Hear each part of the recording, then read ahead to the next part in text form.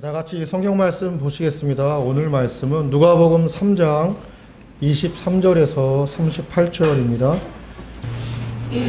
사랑합니다. 네. 제가 그 청년 때 이제 저희 그 장로님 분 중에 한 분이 계셨는데, 이분이 이제 어릴 때부터 예수 믿은 분이 아니라 이제 성이 되어서 한참 있다가 예수를 믿으신 분입니다. 네, 근데 이분이 예수 믿게 된 동기를 이제 간증을 하셨는데, 이제 그 내용이 뭐냐면은, 이분이 이제 대기업에서 이제 그 임원분이라서 이제 뭐 해외 출장도 많이 가고 여행도 많이 다녔는데, 자기가 여행을 많이 다니면서 유럽이나 미국, 이제 우리가 흔히 말하는 서구문명 쪽을 가게 되면서, 일단은 이제 그게 거의 뭐 30여 년 전, 이전 얘기니까 우리나라에 비해서 굉장히 잘 살잖아요. 그리고 이제 똑같이 다녀도 뭐 불교권이나 이슬람권에 있는 뭐 동남아시아나 서남아시아보다 훨씬 이제 일단 잘 살고 풍요롭고, 이런 걸 보면서 일단 왜 이 사람들이 우리 쪽보다 이렇게 잘 살게 되었을까를 이제 의문을 갖고 생각하기 시작했대요. 나름대로 이분도 학구적이다 보니까, 거기에 중심에는 유럽 서구 문명에는 기독교 문화라는 그것이 중심에 있다. 이것을 생각하고, 이제 원래 기독교에 대해 전혀 관심이 없었는데, 그다음부터 기독교에 관심을 갖고, 이분이 관심을 가지게 되면 그다음부터 학구적으로 아주 연구하는 스타일이라서, 뭐 여러 책을 통해서 막 이제 우리 성경이 아닌 일반 역사 가운데, 특히 로마 제국의 역사 이렇게 내려오면서 그 역사와 기독교의 관계를 굉장히 보기 시작하면서, 이게 전 세계 역사, 이제 그 서구 문명의 중심 역사가 로마 제국 역사였는데, 이 역사 가운데 기독교가 또 중심이 있었구나. 그리고 기독교라는 게 자기 옛날에 그냥 신하고 뭐 엉터리 그렇게 생각했는데, 자기가 깊이 연구를 해보니까 이게 성경은 잘 모르지만 적어도 2000년의 로마 제국을 이어가는 유럽의 역사와 오는 인류의 역사 가운데, 이제 그분 얘기는 그래요. 이제 나중에 알게 족보. 어떤 사람들의 기록, 어떤 사람들의 역사가 이렇게 서구 유럽 문화를, 미국 문화를 이끌어왔고, 그런 것들이 오늘날 미국과 유럽을 이렇게 만들어 놨구나 하면서 이제 그분 얘기가 그러더라고요. 세계 역사 가운데도 족보가 있더라. 그 족보가 어떤 족보냐면 하나님의 족보. 그러니까 그 사람이 이제 그 인류 문화 가운데 영향을 미친 사람들 개개인에서 연구를 한 거예요. 근데 그 개개인의 그 삶의 영향 가운데도 기독교적인 영향, 이런 영향들이 많다는 것을 알게 되고, 세계 역사도 긍정이든 부정이든 기독교가 어떤 식으로 작용을 해서 이렇게 세계 역사를 이끌어 왔구나. 그러면서 이분이 딱 고백한 게 뭐냐. 기독교는 신화적인 종교가 아니라 역사의 사실의 토대 위에서 세워진 역사적인 종교구나. 그거를 일명 족보, 인류 역사를 이끌어온 어떤 사람들 행적을 통해서 이제 그분이 인정하고 예수님을 받아들인 거예요. 그러니까 이제 예수님을 믿게 된 게 경위가 사람마다 다 다른데, 이분은 이제 그렇게 해서 예수님 믿게 되었습니다. 그래서 이분은 굉장히 족보를 중요시해요. 이제 그분 얘기대로 기독교는 뭐냐?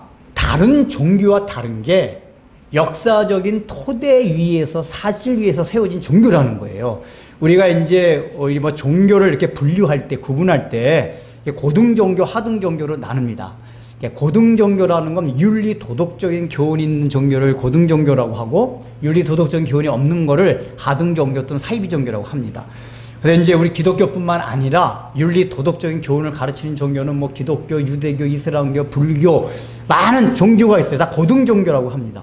근데 그 고등종교 가운데서도 기독교만이 갖는 또 독특한 독특성, 그게 뭐냐? 기독교는 역사적인 토대, 역사적으로 사실에 입각하지 않으면은 모든 교훈이 무너질 수밖에 없는 종교다. 예를 들자면은 불교 같은 경우는 석가모니가 역사적 실제 인물이 아니더라도 아무 상관이 없어요. 불교에서 중요한 건 뭐죠? 석가의 가르침. 그 가르침이 중요한 거지, 석가가 뭐 언제 태어났느냐, 어떻게 살았느냐, 어떻게 죽었느냐, 실존 인물이냐, 실존하지 않는 인물이냐, 뭐 석가든 공자든 그게 아무 상관이 없습니다. 그런데 기독교는 윤리 도덕적인 교훈이 있는데, 그 윤리 도덕적인 교훈 자체가 역사, 성령이 말하는 어떤 역사적인 태도, 근거, 그게 없으면 윤리적인 도덕 그 교훈마저도 싹 무너지는, 다시 말하면은 역사적인 사실의 토대 위에서 새겨진 종교다. 그게 기독교가 갖는 가장 큰 특징입니다.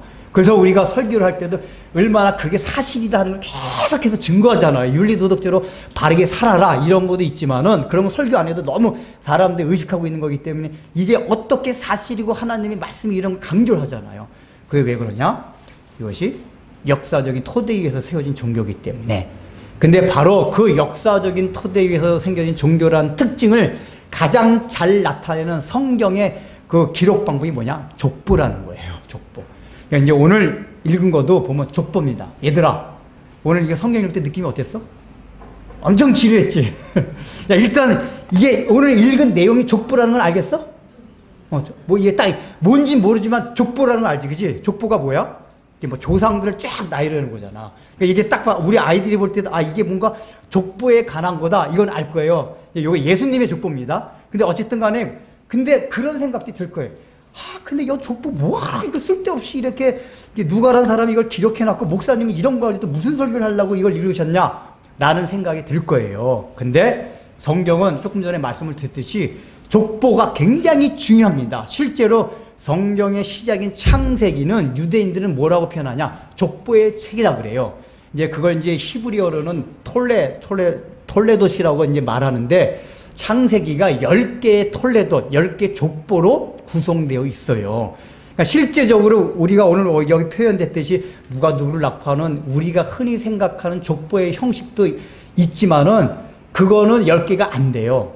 그럼에도 불구하고 왜 10개의 족보로 이루어져 있느냐 하면은 이 성경에서 말할 때 족보라는 거는 우리가 말하는 사람을 나열하는 것만을 말하는 게 아니라 그 사람들의 모든 행적 그걸 다 족보라고 유대인들은 표현해요. 히브리어의 톨레도시라는 용어 안에 그게 다 있는 거예요. 예를 들자면은 창세기에 10가지 족보가 구성되어 있는데 마지막 10번째 족보가 뭐냐면 야곱의 족보입니다. 그래서 이제 창세기 이제 37장에 보면 그렇게 나와요. 야곱의 족보는 이러하니라. 자, 그 다음에 뭐가 나와야 될까요? 야곱은 레아에게서 누구를 낳고 라헬에게서 누구를 낳고 또 유다는 누구에서 누구를 낳고 이렇게 쭉쭉쭉 내려가지 족보 같잖아요. 근데 창세기 기록을 보면 야곱의 족보는 이러하니라. 그러니까 번역에 따라서 어떤 건 계보, 어떤 대략, 어떤 약전, 우리말 번역은 여러 가지 돼 있지만은 족보입니다. 야곱의 족보는 이러하니라 하고 그 다음에 내용이 뭐냐? 우리가 흔히 잘 알고 있는 요셉의 형제들 얘기 있죠. 요셉이 꿈꾼 얘기를 아버지와 형제들에게 했더니 형제들한테 미움받고 그래서 아버지 심부름 갔다가 형제들한테 잡혀서 구덩이 속에 파묻히고 거기서 팔려가지고 애굽에 가서 종이 되고 거기서 고생하다가 애굽의 총리가 되고 하는 여러 가지 스토리들 있죠. 역사적 스토리. 그게 쭉 나와요. 야곱이 누구를 낳고 얘기는 전혀 안 나와요. 이게 뭐냐? 그것도 족보다 그 얘기예요. 그 족보 자체가 뭐냐? 이 사람들이 나열된 가운데 그 사람마다 모든 행적 그게 포함된 게 족보예요. 그래서 성경은 사실은 모든 게 다 족보의 책이라고 말할 수가 있습니다. 자, 그러면은 이 족보라는 게 꼭 그 족보라는 형식을 기록하지 아니하고도 성경을 얼마든지 기록할 수 있지 않았냐라고 얘기할 수 있겠지만 왜 족보라는 형식을 일단 했냐? 첫 번째는 하나님의 구원 역사에 있어서 이 기록해야 될 행적들이 사실 너무 많아요. 요한이 그 얘기를 하잖아요. 예수님의 3년간의 행적만을 다 기록을 할래도 하늘을 두루마리 삼아도 다 기록할 수 없다고 했어요. 그러니 구약 인류서부터 시작해가지고 쭉 내려오는 하나님의 그 구원의 역사를 기록하려면은 하늘을 두루마리 삼아도 기록을 할 수가 없어요. 그래서 족보라는 압축된 간략한 이 방식을 통해서 요 시대부터 요 족보 기록됐지. 근데 요 시대부터 요 시대까지의 이 족보에 나타난 특징이 뭔지 아니? 어떤 특징이냐? 하나님의 나라와 하나님이 어떻게 구원 역사를 펼쳐가는지 어떤 특징이 있는지 그 족보 안에 나타난단 말이에요. 예를 들자면은 족보를 나열하는 족보의 형식도 조금씩 다 달라요. 예를 들면 창세기 5장 같은 경우는 족보의 형식이 어떤 식으로 나오냐면은 누가 누구를 낳고 그 사람은 또 몇 년을 지내다가 누구를 낳고 죽었더라. 계속해서 똑같은 형식으로 계속해서 족보를 기록해 나가요. 그럼 왜 창세기 기자가 창세기 5장에서 그런 형식으로 족보를 기록했냐? 낳고 죽었더라. 그 당시엔 전부 900 몇 세까지 살았습니다. 창세기 5장의 족보에 나온 사람들 수명이 다 900세 이상 되는 사람들이에요. 근데 그렇게 900세 이상을 살았음에도 불구하고 마지막은 다 죽었더라. 그 족보가 첫 번째 예의하고자 하는 의도가 뭐냐? 사람은 아무리 오래 살고 건강하게 산다 해도 다 죽는다. 사람의 결론, 그걸 얘기하는 거예요. 그런데 그 죽음의 역사 가운데 이 족보의 특징이 뭐냐? 낳고가 그냥 누구를 낳고만 표현하면 돼. 낳고를 두 번씩 표현해요. 이 얘기 뭐냐? 그 죽음의 역사 가운데 생명의 역사, 그 죽음을 극복하는 생명의 역사가 있는 게 이 족보가 말하고자 하는 거다, 그 얘기예요. 그러니까 곧 창세기 예를 들면 5장에 첫 번째 나온 그 족보의 특징이 뭐냐? 인류는 다 죽음 가운데 있는 숙명을 맞았지만은 하나님께서 이 족보의 이 행적들을 통해서 그 죽음을 생명으로 바꾸는 그 역사를 면면히 진행해 오고 있다. 이런 걸 나타낸단 말이에요. 그러니까 한 족보마다 나타내는 형식과 여러 특징을 통해서 그 시대마다 하나님의 구원 역사 어떻게 펼치나 이걸 말해줍니다. 그 다음에 이제 두 번째 뭐냐. 이 족보를 읽다 보면은 하나님의 방법이 구원 역사에 있어 하나님의 그 신실성, 구속사의 연속성이라고 그래요. 그러니까 여러분, 우리가 마태복음 족보 그 전에 했잖아요. 족보를 보면 기가 막힌 족보가 많아요. 막 시아버지와 며느리가 성관계 맺어가지고 아이인데 그게 예수님의 조상이에요. 뭐 기생이 나오고 온갖 더러운 얘기 그 족보 안에 다 나와요. 예를 들자면 그 족보의 특징은 뭐냐? 너희 족보 봐라. 그러니까 족보를 보면은 경건한 후손들을 나열한 족보 가운데서도 아주 형편없는 사람들이 중간중간에 끼어 있어요. 근데 그럼에도 불구하고 하나님은 자기가 약속한 구원의 역사를 신실하게 이어가신다. 이걸 그 족보에 나타내는 거예요. 그러니까 하나님의 구원의 신실성, 구원사에 있어서 연속성, 이건 절대로 끊이지 아니한다. 그리고 이제 세 번째 뭐냐? 구원되는 하나님의 응축성, 압축되어 있단 말이에요. 이게 뭐냐? 우리가 이제 아까 말했듯이 모든 사람의 행적을 기록하려면 너무 광범해요. 근데 그 족보를 통해서 응축함으로써 하나님이 우리에게 전달하고자 하는 바를 아주 빠르게 우리에게 전달할 수 있는 그것이 족보 안에 있습니다. 그래서 우리가 이제 족보를 볼 때마다 성경의 족보가 우리에게 무엇을 말해주는지 그 특징 이런 것을 계속 살펴보면서 읽어야 합니다. 그렇다면은 누가복음, 오늘 이제 누가복음을 읽었는데 누가복음 족보도 여러 가지 성경의 족보 가운데 어떤 특징이 있다 그 얘기예요. 일단 이 특징을 신약 성경의 족보가 또 뭐가 있죠?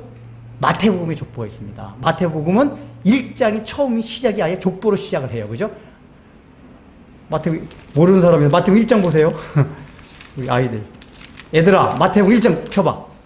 마태복음 1장 1절, 2절.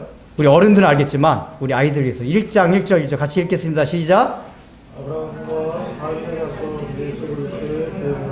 아브라함이 이삭을 낳고 이삭은 야곱을 낳고 야곱은 유다와 그의 형. 자, 마태복음 아예 시작부터 족보로 시작해요. 그래서 마태복음 이걸 엄두를 내지 못하게 합니다. 그렇다면은 우리가 마태복음 강의할 때 마태복음 족보에 대해서 얘기했는데 여러분이 그게 벌써 거의 10년 전 얘기죠. 우리 개척할 때 마태복음 했으니까. 어쨌든 마태복음의 족보와 누가복음의 족보가 일단 다른 게 무엇인지. 왜냐하면 만약에 마태복음의 족보와 누가복음의 족보와 특징이나 의미가 같다면은 누가가 굳이 기록할 필요가 없어요. 제가 말씀을 드렸듯이 복음서 기자들은 각각 공통된 예수님의 행적에 대한 공통된 걸 기억하면서도 그 공통된 것도 특징이 있는 것만 기록하고 동일한 건 생략을 한단 말이에요. 근데 왜 누가는 마태가 기록한 족보를 또 기억했냐 그 얘기예요. 그건 다르고 차이가 있기 때문에 그렇다고 얘기해요. 그 차이를 알아야지 누가복음 족보의 의미를 제대로 알 수가 있어요. 그 차이가 뭐냐? 첫 번째, 누가복음은 일단은 마태복음은 아브라함부터 시작해서 예수님께까지 내려가는 하향직 족보예요. 내림차순. 아브라함이 이삭을 낳고 이삭은 야곱을 낳고 쭉쭉쭉쭉 내려가가지고 예수님까지 내려옵니다. 하향직 족보인데 지금 누가복음의 족보는 예수님에게서 시작해서 요셉, 헨리 해서 쭉 올라가는 상향직 족보입니다. 예. 자, 이게 거슬러 올라가는 거와 거슬러 내려오는, 이제 그 의미는 조금 더 살피고 그 특징이 있습니다. 두 번째는 뭐냐? 마태복음은 족보가 아브라함서부터 예수님까지예요.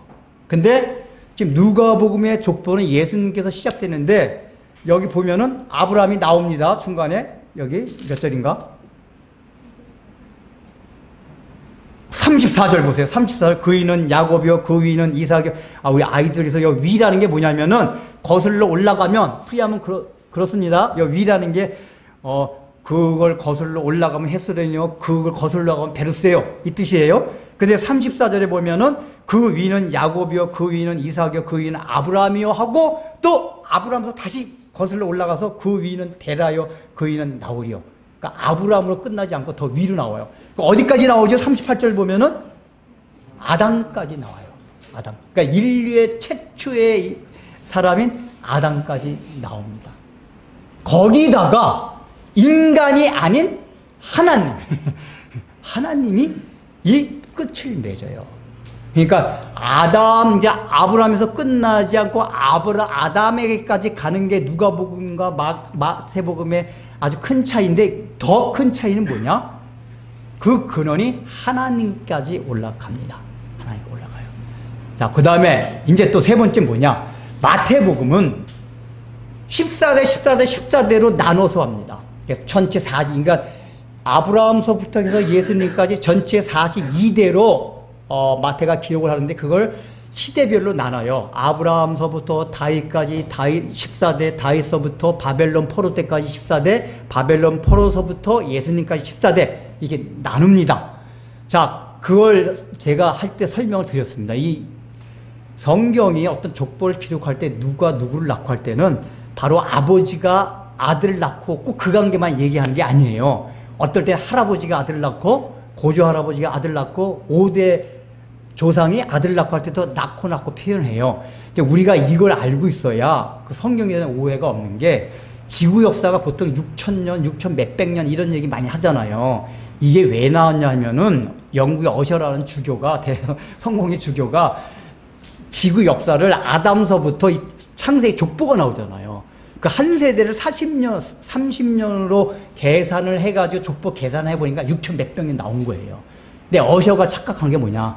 그 사람은 뭐냐면 아버지가 아들을 낳고 계속 요 아버지 아들, 그러니까 낳고 할 때 그 관계가 아버지와 아들 관계로 생각했으니까 그렇게 한 건데, 원래 성경의 기록 방식은 기록자들이 필요가 없으면 다 생략을 하고 5대 할아버지가 낳고 7대 할아버지가 낳고 아니면 정규 할아버지가 낳고 이런 식으로 표현을 한단 말이에요. 그래서 정확하게 인류의 역사를 그렇게 계산할 수가 없어요. 적어도 수만 년은 돼요.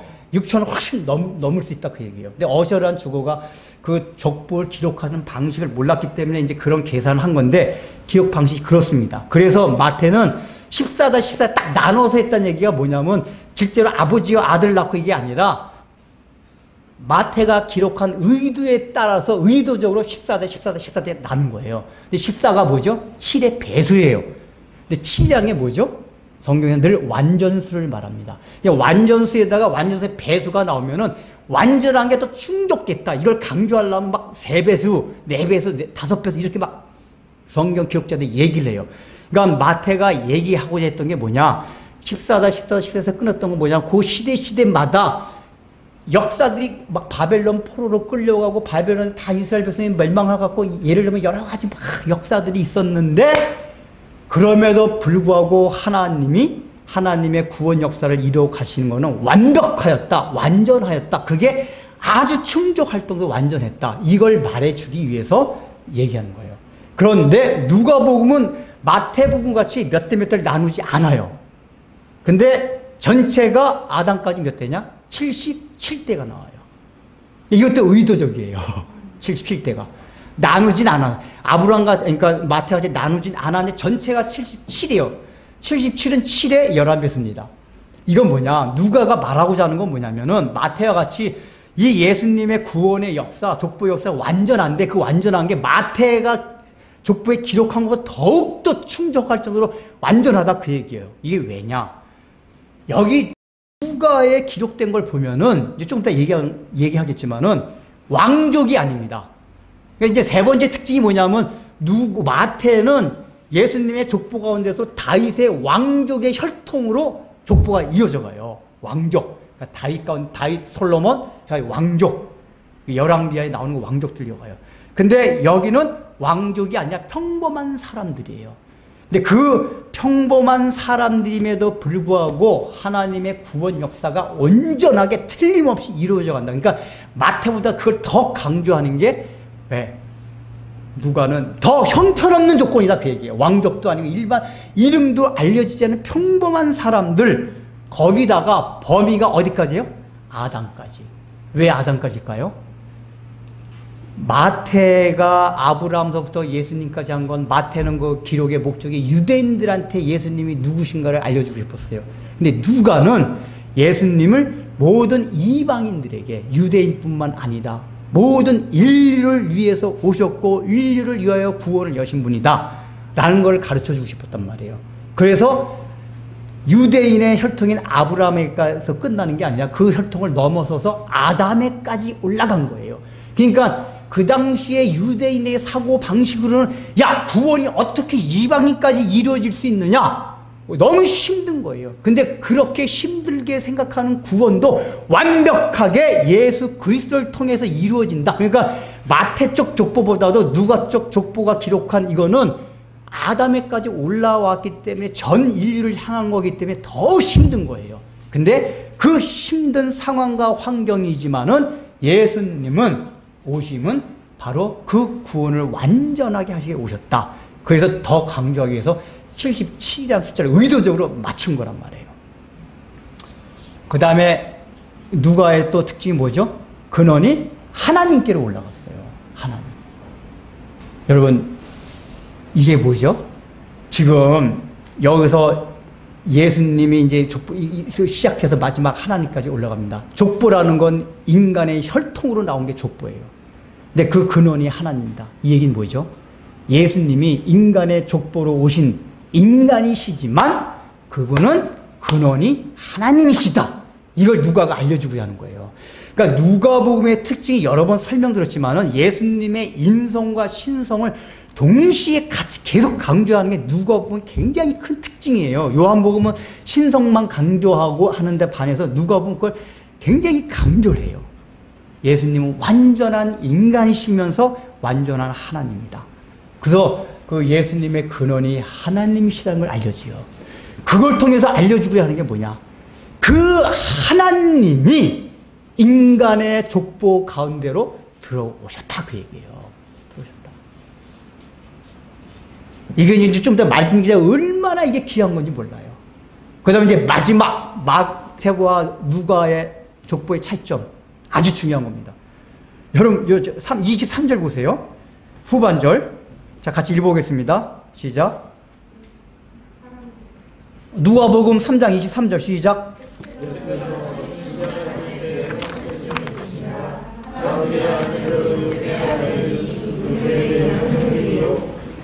예. 마태복음 다시 1장을 봅시다.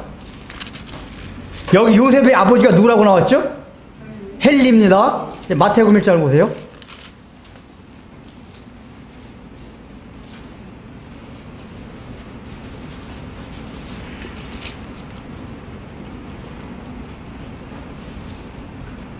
(15절) (16절) 읽겠습니다. 시작.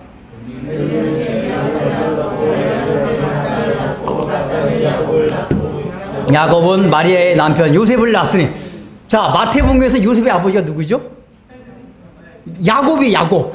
봐봐, 여기 마땅히 야곱을 낳고 야곱은 마리아의 남편 요셉을 낳았으니.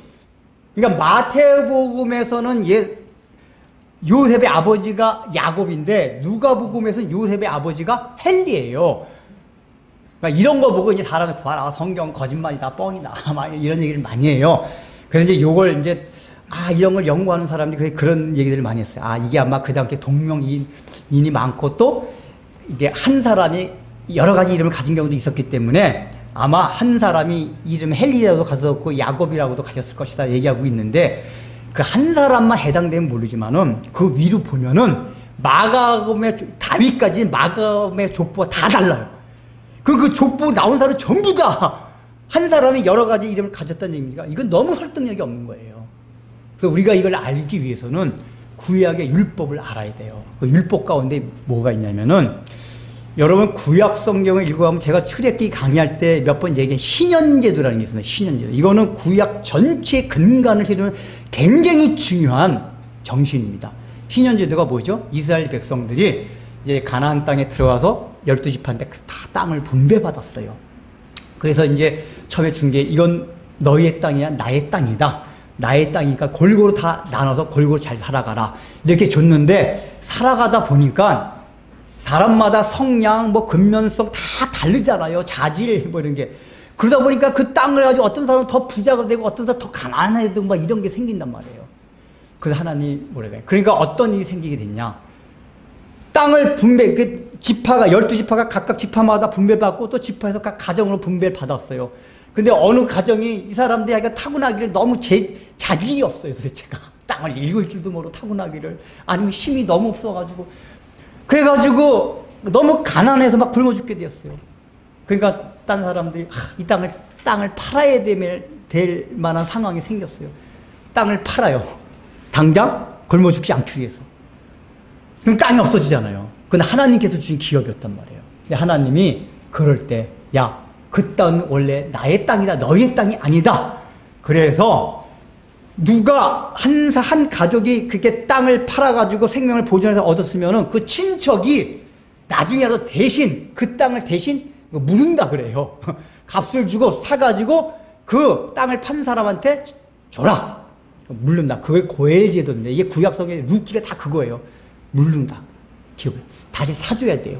그리고 친척 가운데도 그거 사줄 만한 여력이 없으면 너희 지파 가운데 같은 지파 가운데서 땅을 판 사람들을 대신해서 땅을 사서 그 사람한테 줘라. 그 사람이 원래 하나님께 부여받았던 기업을 이어가게 하라.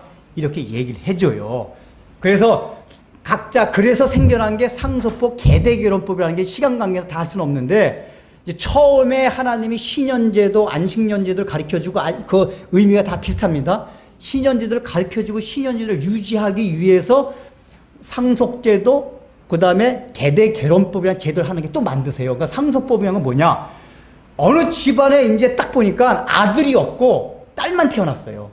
근데 그 당시에 율법의 근간과 고대 근간에서 풍습은 뭐냐? 모든 기업은 아들에게 이렇게 상속이 갔단 말이에요. 근데 이제 실제 민수기 보면 이제 슬로아시라는 그 사람이 있었는데 거기에 아들이 하나도 없어요. 딸들만 있었어요. 우리는 그러면 하나님께서 우리에게 준 기업은 다 없어지는 거냐? 라고 얘기하니까 모세가 하나님께 이제 기도한 끝에 하나님 다시 그 율법 주세요. 뭐냐? 만약에 그 집안에 아들이 없어 딸만 있는 경우는 그 집안의 하나님께로도 받은 기업을 상속받을 수가 없단 말이에요. 그러면은 그 상속받기 위해서 들어온 남자, 그러니까 결혼을 하잖아요, 여자가. 그 남편이 법적으로 이 여자의 그러니까 여자의 아버지 쪽 그 재산을 상속받을 수 있는 법적 그 권한을 주는 거예요. 그 대신 너희가 만약에 다른 지파 남자와 결혼하면 그 다른 지파한테 그 땅이 넘어가기 때문에 반드시 딸만 있는 집안 사람들은 같은 지파 남자하고 결혼해라. 그래야지 그 남자가 아내 쪽, 장인 쪽, 그 법적 이 아들로서의 이게 자격을 받고 그 재산을 물려받아도 같은 지파의 그 재산이 그대로 유지되는 거란 말이에요. 안 그러면 다른 지파 가기 때문에. 그렇게 구약 율법에 이제 출애굽, 레위기, 민수기, 신명기 보면 그런 제도를 쭉 나와요. 아니 그게 더 발전해서 이제 계대 결혼법이 된 건데 일단 생략을 하고. 그러니까 일단 중요한 건 뭐냐? 구약의 율법의 민수기 27장과 36장에 보면은 바로 딸만 있는 집안의 경우는 반드시 같은 지파 남자와 결혼을 해서 그 집안의 기업을 이어가게 하라. 이게 율법의 명령입니다. 그렇다면은 그런 경우에 종종 있었단 말이에요. 마리아의 집안이 그런 경우란 말이에요. 딸만 있는 거예요. 아들이 없어요. 그러니까 마리아가 같은 유다 지파인 요셉과 결혼을 함으로써 요셉이 법적으로 그 마리아 집안, 그러니까 처갓집의 그 집안의 그 기업을 이어갈 수 있는 법적 상속권을 받는 자로 된 거란 말이에요. 이해되세요? 그렇게 되면 아버지가 누가 된 거예요? 법적 아버지가 장인, 이게 실제로 마리아의 아버지예요. 헨리가 된 거란 말이에요. 그러니까 지금 마리아의 족보는 다윗까지 뭐냐? 지금 제가 뭐라 그랬죠? 마리아의 족보가 아니라 하고 이 누가복음의 족보는 마리아의 계보를 이용한 거예요. 마리아. 마태복음의 계보는 요셉 본가의 계보를 이용한 거고 누가복음 마리아 쪽 계보를 이용한 거예요. 그러다가 다윗에게서 만나요. 다윗에서 만납니다. 그러면은 이제 이 특징이 다르단 말이에요. 그러면 이게 뭐냐?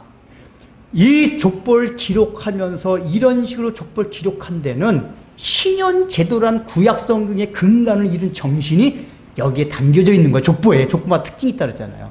누가복음의 족보의 굉장히 큰 특징, 신현제도가 여기에 담겨 있다. 그 얘기예요. 신현제도가 뭐죠? 땅은 다 내 것이다. 그리고 너희가 아주 가난하고 기업이 없는 사람들이 줘라. 그래서 이제 신현제도가 뭐가 있냐면은 사람들이 신현제도를 주면 그렇게 해야 되는데 사람의 욕심이 있어가지고 안 그런단 말이에요. 땅을 어떤 사람은 친척이라도 내가 굳이 친척이라도 잘 먼 친척인데 내가 왜 저 사람 땅을 다시 내 돈으로 사줘야 돼? 안 하는 사람들 생기기 시작했단 말이에요. 그래서 하나님이 또다시 무슨 율법을 주셨냐? 야, 너희들 땅을 샀냐? 샀으면은 50년이 되면 무조건 땅을 원주인한테 돌려주라. 그게 또 신현제도 안에 있어요. 5년. 그러니까 어떤 사람이 땅을 팔았어도 50년 뒤면 다시 땅을 무료로 받을 수가 있어요. 그래서 신현제도 때문에 우리는 땅값이 점점 올라가잖아요. 유대인들은 땅값이 점점 시간이 가면 갈수록 땅값이 내려갑니다. 왜냐? 50년이 되면 무료로 다시 돌려줘야 돼요. 하나님의 명령이. 돌려줘야 되니까 야, 그 전에 내가 조금이라도 남고 팔아야겠다 하고 20년 때 팔고 이런 식으로 한단 말이에요. 그러니까 신현제도는 뭐냐면은 모든 게 다 하나님의 것이다 라는 거와 함께 그 하나님의 것을 어느 특정한 사람들이 막 그냥 독식하지 말고 좀 나눠서 먹어라 그 얘기예요. 나눠서 먹어라. 내가 능력이 많아서 저 사람 거 샀으니까 이거 내 거! 이게 아니라 내 게 아니라 원래 그런데 하나님이 골고루 주신 거다. 돌려줘라. 그러니까 이게 이제 신현제 자세히 가면 굉장히 할 얘기가 많지만은 간략하게 이제 여기까지만 합니다. 즉, 이 누가는 이 마리아의 계보를 이어가는 족보의 형식을 통해서 뭘 말하고자 했나? 예수님의 오심은 신현제도를 완성시키기 위해서 오신 분이다! 그 얘기예요. 신현제도. 그러니까 신현제도란 건 뭐냐? 아까 대신 물려준 거라 했잖아요. 내가 잘못해서, 내가 죄가 있어서, 내가 능력이 없어서 내 땅을 팔았어요. 우리는 하나님의 자녀가 우리의 분수 중에 우리의 죄악으로 해서 하나님의 자녀를 놓쳤어요. 팔아먹었어요. 마귀한테. 근데 그거를 예수님께서 대신 값을 주고 내놔라! 내 거다. 다시 예수님이 우리를 대신 사준 거란 말이에요. 이게 신현제도 구약성경의 모든 제도 안에 다 담겨 있는 근원적인 게 예수님이 우리를 대신해서 값을 주고 치렀다. 바로 예수님이 그 신현제도를 완성하기 위해서 오신 분이다. 이걸 지금 누가가 말하고자 하는 거예요. 그런데 그 완성을 위해서 동원된 사람들이 아까 말씀드렸듯이 여기는 다 평범한 아까 이제 사람들이 그러니까 아까 마태복음의 족보는 다윗, 솔로몬 이렇게 왕통으로 이어가잖아요. 근데 여기는 다윗, 나단 이렇게 이어져 갑니다. 나단이 다윗과 밧세바의 자녀 중에서 솔로몬이 왕이고 이제 나단은 왕이 아닌 아들이에요. 평민으로 지낸 아들. 그러니까 누가복음의 족보는 마태복음의 족보다 더 형편없는 사람들. 왕이 아닌 평범한 사람들. 그럼에도 불구하고 신현제도를 바라고 바랐던 사람들. 이게 누가복음 족보 안에 담겨있는 사람들이에요. 그러니까 누가복음 족보는 그 다윗 아래까지는 구약성경에도 거의 이름이 잘 언급되지 않는 사람들이 많아요. 아마도 구약성경에 언급되지 않음에도 불구하고 누가가 이걸 기록했다는 얘기는 유대인들은 다 족보를 가지고 있었거든요. 근데 초대교회 지도자 중에 야고보가 있었잖아요. 야고보가 예수님의 동생입니다. 동생. 그러니까 야고보한테는 자기 집안 마리아 족보가 갖고 있었던 거죠. 아마도 누가가 그 학자들 추론이에요. 야고보한테 너희 집안 어머니 쪽 족보 좀 나한테 줘. 해서 이걸 한 걸로 학자들이 추정을 합니다. 이거는. 이거 왜냐면 마태는 구약성경에 아예 기록이 돼 있기 때문에 구약성경에 기록된 그 족보를 통해서 이어간 누구든지 알 수 있는 거로 돼 있는데 이 마리아 개복족은 모든 유대 왕통의 족보가 아니기 때문에 모든 유대인이 다 아는 족보가 아니라 개인 족보란 말이에요. 근데 아마 이제 야곱을 통해서 얻은 거로 보이는데 중요한 건 뭐냐. 이렇게 별 볼 일 없는 사람들을 통해서 완전하게 구원 역사를 이루어가신 하나님. 이게 지금 누가가 하고 싶은 얘기예요. 누가복음 서두에서 말씀드렸지. 누가복음은 약자와 소외된 자의 복음서라 그랬죠. 누가복음 여자 얘기, 소외된 자, 병자 이런 얘기가 굉장히 많아. 이런 사람 구원받는 얘기가. 누가가 말하고자 하는 뭐냐. 바로 예수님께서 오시면 이 땅에서 소외되고 힘없고 연약한 사람들, 죄인들, 그들을 위해서 오셨다. 강하고 잘나고 똑똑한 사람들이 아니라. 이걸 누가가 굉장히 그래 가난한 자의 복음이라고도 해요. 누가복음을. 누가는 이 족보 가운데서도 그걸 말하는 거예요. 평범하고. 솔로몬과 나단은 옛날에 여러분 왕족, 우리 역사에서 그걸 많이 배우잖아요. 왕족이 왕이 안 되면 처참한데요. 조금 똑똑한 거 다 죽인대요. 왕이 된 사람이 반역 본인이 일으키든지 주변 사람들이 막 뭐 이렇게 할까봐 다 죽이고. 왕족으로 태어나서 왕이 안 되면 아주 인생이 아주 처참하대요. 솔로몬도 그 하는 꼬라지를 보면 얘가 막 자기 형제 누가 죽이고 하잖아요. 보통이 아니었던 거 보면 나단도 엄청나게 조심했을 거예요. 솔로몬한테 죽을까봐. 이가지고 그런 가운데 역사 이어간 거예요. 힘없는데. 그렇게 힘없는 사람들이 얻는 복음이 이것이다. 그리고 제일 중요한 건 뭐냐. 아까 말하는 그 근원이 하나님에게 있다. 여기서 누가복음이 갖는 족보의 가장 큰 의미가 여기 담겨 있어요. 누가가 다른 것과 다르게 예수님의 근원은 하나님이시다. 그 하나님이 인간의 족보 안으로 들어왔다. 여러분 이게 굉장히 놀랄만한 일이에요. 우리는 그것도 어떤 족보요? 인간의 형편없는 족보 안으로 들어왔다. 이걸 지금 누가가 얘기하는 거예요.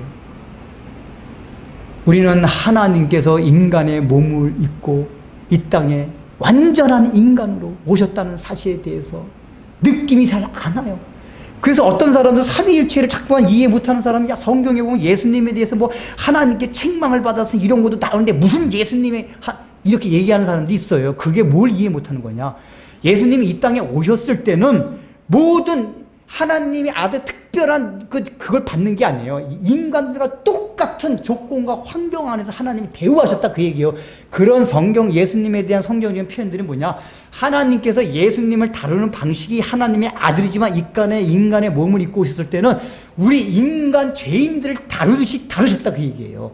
이게 얼마나 힘든 일인지 아세요? 오죽하면 예수님 마지막에 돌아가실 때 나의 하나님 어찌하여 나를 버리셨나이까 진짜로 하나님 버리신 거란 말이에요. 그 죄값으로. 예수님이 그걸 아셨기 때문에 너무 십자가 지기를 너무 힘들어하신 거예요. 바로 그 인간의 족보 안으로 들어왔다는 그 얘기예요. 제가 좀 더 여러분 실감나기 위해서 하나 비유를 들게요. 어느 나라가 아주 절대 왕권을 지닌 왕이 있었습니다.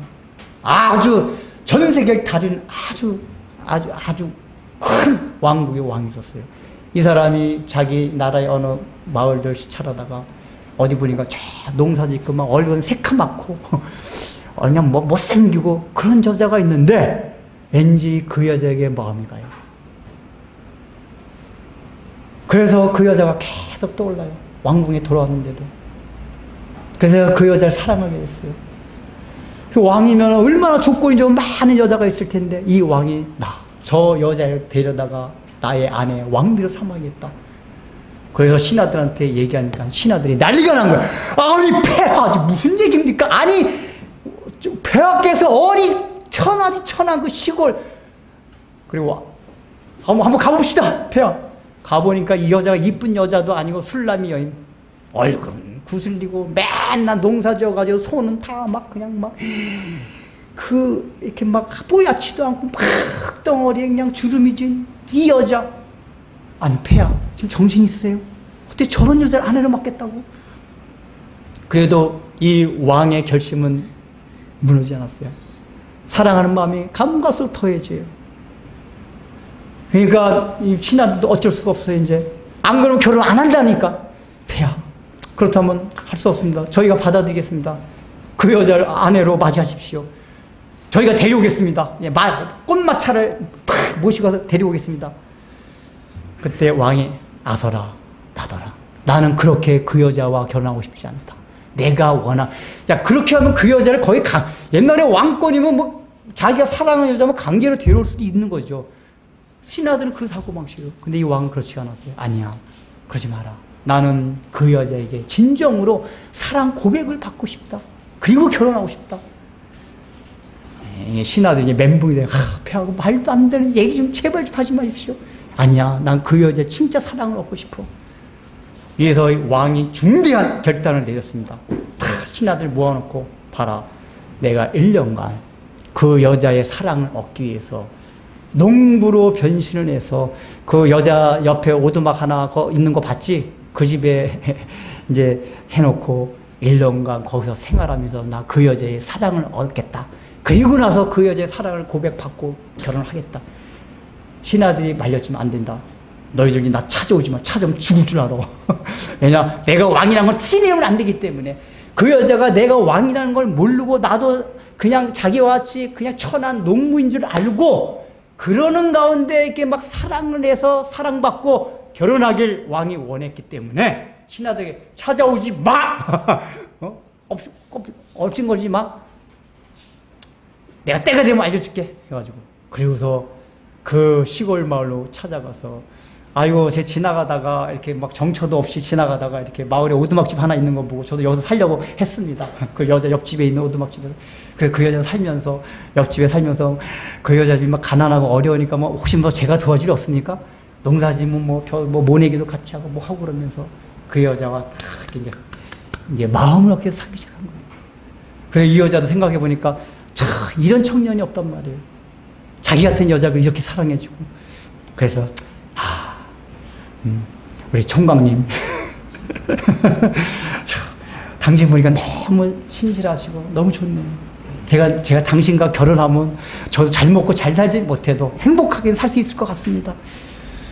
그러니까 그러냐? 나도 당신 너무 사랑한다. 여자가 먼저, 남자가 먼저 고백을 했겠죠. 하니까 이 남자 저도 사실은 당신을 사랑합니다. 그래, 나랑 결혼하자. 왕궁에 알렸어요. 이제 내가 이 여자의 마음을 얻었노라. 꽃마차를 대령하여 오라. 그때 이 여자가 얼마나 노래 자빠졌겠어요. 아, 이 사람이 왕이었어. 봐요, 여러분, 이것도 사실 비유가 안 되는데 그나마 비유를 만든 게 왕이 그 자기 왕위를 완전히 버리고 거기 가서 1년간 실제로 농부 생활을 한 거란 말이에요. 하나님같이 그 사람이 왕이죠. 왕같이 잘 먹고 잘 산 게 아니에요. 그 가난한 농부들이 먹는 한 가지 한 반찬에다가 어떤 데 끼니도 거르고 맨날 모내기 해야 되고 원래 왕이라면 무슨 농사에 무슨 힘이 있겠어요. 여러분, 노가다 안 하던 사람이 노가다 무지하게 힘들어요. 그 노가다 맨날 수중만 뭐야 이게 대접만 받던 이 사람이 그 막 힘든 땅을 파고 하려 얼마나 힘들었겠어요. 내가 왕이니까 내가 그냥 농부인 척 이게 아니라 진짜 농부가 된 거란 말이에요. 진짜. 왜요? 그 여자의 사랑을 진심으로 얻기 위해서 나는 왕이지만 너를 강제로, 너의 마음을 강제로 열게 하고 싶지 않다. 더군다나 내가 왕이기 때문에 내가 왕비가 되면 얼마나 좋을까. 나 자신을 사랑하는 게 아니다. 내가 가진 조건을 바라보고 결혼하는 거 나 원치 않는다. 내 자신 자체를 난 사랑하길 원한다. 그런 여자 결혼하고 싶다. 그래서 이 여자가 남자가 농부가 돼가지고 실제로 농부가 되어서 그렇게 했단 말이에요.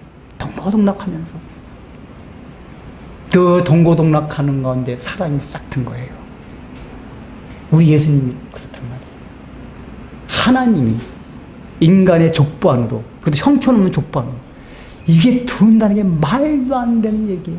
모든 천사들이 생각할 때 기가 막혀. 아니 하나님, 이게 무슨 얘기입니까? 우리들한테 없던 그거를 저 쓰레기 같은 인간들한테. 아니다. 그러면 그렇게 사랑하시면 그냥 강제로 마음을 열게 하세요. 왜냐? 하나님은 절대 전능하신 분이기 때문에 우리의 강제로 마음을 열게 할 수도 있어요. 아니면은 놀라운 방법으로 막 하늘에 벼락을 떨어지든지 뭘 해가지고 야 정말 하나님 살아계시네, 천국과 지옥이 있네, 이런 걸 보여주고 예수 믿게 할 수도 있어요. 근데 아니야, 난 내가 가진 권력, 힘을 가지고 그렇게 하고 싶지 않아. 그 사람과 똑같이 돼서 저 사람이 스스로 마음을 열고 나를 받아들이기를 원한다. 그래서 우리가 예수님의 안에 족보 들어온 예수님이 인간이 되신 이걸 통해서 우리는 뭘 깨닫는지 아세요?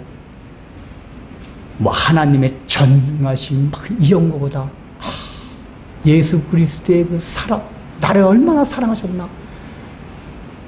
예수님 당시 때도 구약의 그 단성론, 그러니까 예수님이 하나님이라는 사실을 모르고 하나님만을 믿었던 유대인들이 예수님을 하나님같이 여길 수 있던 게 뭔지 아세요? 그 예수님과 같이 있어 보니까 그 진실된 사랑을 알았어요. 정말 우리를 이렇게 사랑하구나. 함께 먹고 마시며 똥을 싸며 우리와 똑같이. 거기서 사람은 그런 데서 감격을 해요. 자기가 높은 사람이 내가 너 이렇게 해줄게, 이거보단 똑같은 위치에서 함께 동고동락하면서 그걸 할 때 마음문이 열려요. 우리 예수님이 날 이렇게 사랑하시는구나. 그래서 그 예수님을 사랑해서 봤더니 그분이 하나님이셨다. 하나님이었다. 여러분, 오늘날도 마찬가지예요. 우리 예수님이 이 족보같이 인간의 족보를 통해서 아까 왕과 같이 시골 마을로 그냥 이름도 없이 빛도 없는 사람같이 와서 찾아오셔서 우리를 이 모양 저 모양으로 사랑 얻기를 원해요. 제가 누누이 말씀드렸듯이 우리 하나님이 천둥 벼락 가운데 나타나면 우리 가운데 예수를 안 믿을 자 말이 맞나? 안 믿을 자 아무도 없어요. 다 믿어요. 지금 당장도 천둥 하늘에서 늘 말하는 거, 나 하나님의 말이면 이렇게 해봐요. 누가 안 믿겠어요? 하나님이 지금 하늘 가운데 막 지옥, 천국 막 이 환상을 보여주면 누가 안 믿겠어요? 아니면 우리 개인적인 삶 가운데 어려운 일이 얼마나 많이 있습니까? 내가 병에 걸렸어요. 하나님, 이 병 의학적으로 치유가 안 되면 낫게 해주세요. 기도하는 즉시 딱 나을 입었다. 이게 하나님의 큰 음성이란 말이에요. 큰 능력. 하나님이 그걸 하실 수 있는 능력이 있는 분이에요. 만약에 그렇게 하고 하나님, 나 내일 대학 입시 봅니다. 내가 최선을 다했는데 이번에 대학 아슬아슬 갔습니다. 하나님께 능력으로 서울대 그다음 수석으로 한번 합격하게 해주세요. 하나님 능력을 나타내 보셨어요. 그 기도하고 시험을 봤더니 서울대 수석! 막 요래봐요. 그러면 예수 안 믿을 사람이 아무도 없어요. 그 하나님이 크신 능력으로 나타나면 우리는 다 예수 믿어요. 근데 우리 하나님이 나타나는 방식이 옆에 농부, 힘없는 농부, 나와 똑같은 농사 짓고 손에 그냥 주름지고 어려이 끄슬리고 무슨 왕, 거기서 왕이라는 건 전혀 찾아볼 수 없는 그런 모습으로 늘 우리 옆에 계세요. 그러니까 우리 왕인지 몰라요. 그러나 그게 세미한 음성이란 말이에요. 그런 가운데 예수님의 사랑을 조금씩 느껴가는 거예요. 그래서 하나님이 나 이렇게 사랑하셨구나. 우리의 스스로 인격적으로 하나님 그걸 원한단 말이에요. 우리의 인격적인 사랑. 그래서 요한계시록에도 나오잖아요. 내가 문 밖에 서서 너희를 두드리는. 아니, 예수님 무슨 힘이 없어서 문 밖을 두드리고 있습니까? 안 열어! 너희 천군천사의 명하는 이 문을 열게라! 그럼 천군천사의 그 문을 확, 우리의 마음도 강제로 열게 하면 얼마든지 열게 할 수가 있어요. 근데 기다리신대요. 우리 스스로 마음에 감격해서 스스로의 자원하는 마음으로 열 때까지 기다리신대요. 이게 하나님이 우리를 향한 사랑이란 말이에요. 그 하나님이 인류의 역사 가운데 들어오신 금이란 말이에요.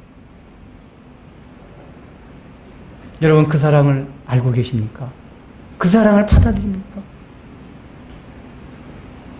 우리 하나님이 우리를 얼만큼 사랑하셨나. 그래서 예수님의 인성을 잘 알아야 된 이 교회사를 보면 예수님의 신성만 강조했던 그 이단들이 많았어요. 근데 예수님의 인성을 왜 강조했느냐? 그 예수님의 인성을 해야지 실제로 예수님이 얼마나 고통스러운 날 우리가 알아요. 그러니까 뭐 예수님 하나님이셨으니까 그 고통 충분히 감수하셨겠지, 이게 아니란 말이에요. 우리가 똑같은 인간이기 때문에 우리가 똑같은 고통을 겪으셔야만 했던 분이란 말이에요. 이걸 알아야지, 야, 그 주님이 나 때문에 얼마만큼 힘들고 고통스러웠을까. 이걸 알게 되면서 우리의 마음을 열게 된 거예요. 여러분들은 지금도 하나님께서 그렇게 여러분들 마음을 놓고 하고 계십니다. 왜 마음 문들을 안 여세요? 인간의 조그만 지식 가지고, 머리 가지고. 그래서 누가 다시 얘기해, 야, 그 머리를 따지 마라. 여기 족보들을 봐라. 이게 신하냐? 아니다.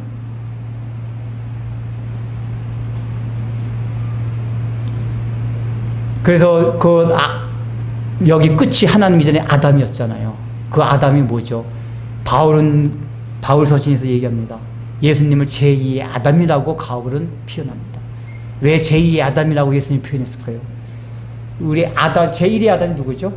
아담의 죄를 지음으로 인해서 우리가 똑같이 죄값을 받았어요. 그러니까 이게 우리 이성으로 생각하면 아니, 아담이 죄를 지은 거 내가 왜 죄값을 받아? 이런 사람 꼭 있어요. 전도하다 보면. 아니, 각자 형벌을 받아야지 왜 아담의 죄가 내 죄야? 이게 대표의 원리예요. 대표의 원리.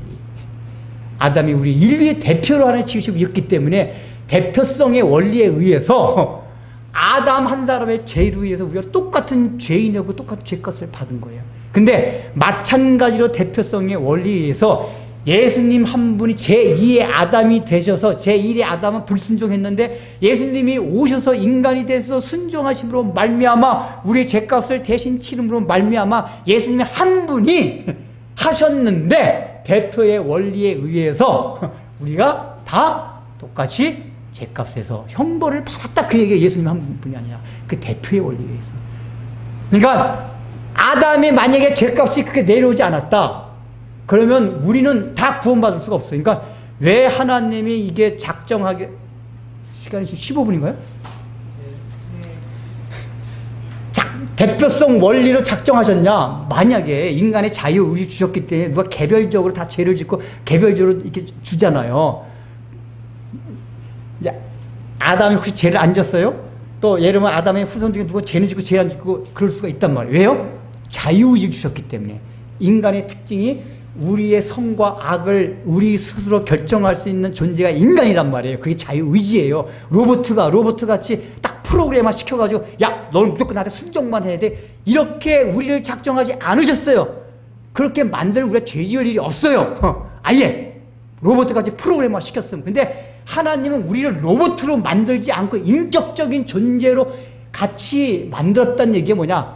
너 스스로, 즉 내가 내 마음대로 선과 악을 선택할 수 있는 게 있다. 근데 나는 너도 그렇게 만들길 원한다. 왜냐? 우리는 처음부터 하나님이 우리를 친구와 같이 교제할 존재로 만드셨기 때문에 로봇으로 안 만드시고 자유자재로 죄도 지을 수 있고 선도 택할 수 있는 존재 만드셨단 말이에요.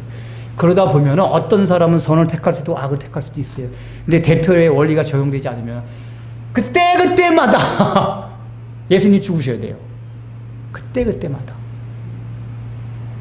오히려 대표성의 원리가 있기 때문에 한 사람의 죄로 모든 인류 가운데 죄의 형벌이 왔죠. 또한 예수님 한 분의 희생으로 말미암아 모든 인류가 구원받을 수 있는 길이 열렸다, 그 얘기예요. 어느 게 더 좋은 겁니까? 이게 좋은 거란 말이에요. 그래서 그 제2의 아담이 오셔서 우리의 죄짐을, 우리 때문에 가난을 내리시고 우리 때문에 고난을 당하시고 책임을 하셨다. 우리가 이걸 받아들이는 거예요. 믿음으로. 그걸 믿음으로 받아들일 때 하나님의 사랑이 느껴져요. 구약 때 성도들은 그렇게 하나님의 사랑을 느끼지 못했어요. 그러나 신약의 예수님을 통해서 이제 하나님을 알게 된 사람들은 그 우주 만물을 지으신 하나님을 향해서 아빠 여러분 그 소리가 나온다는 건 그 하나님을 인격적으로 사랑하게 됐다는 얘기예요. 우리 아빠. 그거는 인간으로 오신 예수님의 행적을 보면서 깊이 묵상하고 예수님께서 우리를 위하여 얼마나 고난을 받으셨냐, 이걸 깊이 묵상해야만 그 사랑을 느낄 수가 있어요. 그래서 이제 결론 적용하면은 그렇게 예수님의 사랑을 받아들이고, 두 번째는 아까 신년제도 했잖아요. 이 족보를 통해서 가르쳐주고자 하는 거. 예수님이 신년제도를 완성하러 오신 분이에요. 그와 같이 우리들도, 아까 제가 하나 빼먹었는데, 이 족보의 의미가 뭐냐면은 구약시대 성도들이 예수님 오실 메시아를 기다리면서 그 행적들이 족보가 되었단 말이에요. 오늘날도 아직도 빈칸으로 채워지지 않은 족보가 있어요. 이제 다시 재림하실 예수님이 하나님의 나라를, 구원의 역사를 완성하실 때까지 우리들도 구약의 성도들 같이 그 족보를 채워나가야 돼요. 근데 그 채워나가는 일 중에 가장 중요한 게 뭐냐? 신년제도. 모든 게 다 하나님 것으로부터 왔다. 그 우리들도 신년제도의 정신을 구가면서 살아가야 돼요. 이게 뭐죠? 신년제도는 결국 뭐냐? 내가 받은 게 다 내 게 아니다, 그 얘기예요. 하나님 것이에요. 그러나 그 내가 받은 것들을 없는 사람을 통해서 흘러가도록, 그게 지식이든 건강이든 돈이든 어떤 것이든 흘러갈 수 있도록 하는 게 신령정신의 중요한 원리예요. 그리스도인은 그런 정신으로 살아야 돼. 하나님께서 나에게 축복을, 이번에 이렇게 축복을, 저쪽 땅값 다 떨어졌는데 내가 산 땅만 올라간다. 이게 하나님 축복이다. 축복은 맞아요. 그럼 그 축복을 어떻게 하라고요? 땅값 떨어져가지고 고난다고 해서 흘려보내라고 얘기해요. 근데 맨 자본주의가 성경 무슨 자여가지. 그래서 이게 이제 시간 설명은 없지만, 다 시간 관계적이지만은, 신년제도 안에는 사유재산제도, 시장경제, 이게 다 포함되어 있어요. 시장경제, 사유재산제도. 그러면서도 그걸 흘려보내는 공유정신, 이게 신년제도 안에 다 있어요. 구약을 읽어보면 다 그거예요.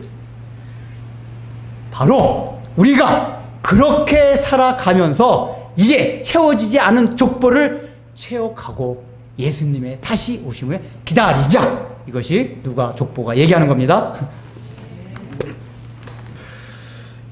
인간으로 이 땅에 오셔서 인간의 삶을 사시며 인간과 동일한 조건으로 믿음으로 산다는 것이 무엇인지 우리에게 깨닫게 해주신 주님의 섬김과 사랑을 저희가 잊지 않고 기억합니다.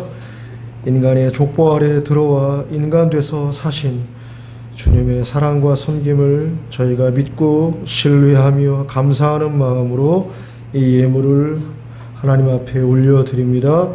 영광 받아 주시옵소서. 모든 말씀 예수님의 이름으로 기도드립니다. 아멘. 이제는 저 하늘 가운데서 천하디천한 인간의 족보 가운데로 들어오사 우리로 하여금 사랑을 얻고자 마지막 십자가에까지 달려 돌아가신 우리 구주 예수님의 그 크신 은혜와 당신의 그 사랑하는 독생자를 이 땅에 보내시며 죽이시기까지 우리를 또한 사랑하신 우리 아버지 하나님의 크신 사랑과 그 은혜와 사랑을 깨닫게 하시며 권면해 주시는 우리 성령님의 은혜가 오늘 이 말씀을 듣고 나도 주님이 다시 오실 날까지 빈칸으로 있는 그 족보를 채워나가기 위해서 우리 예수님과 같이 신년의 정신으로 살아가기를 소망하는 사랑하는 성도들 위해 삶 위에 이제부터 영원토록 함께 있을지어다.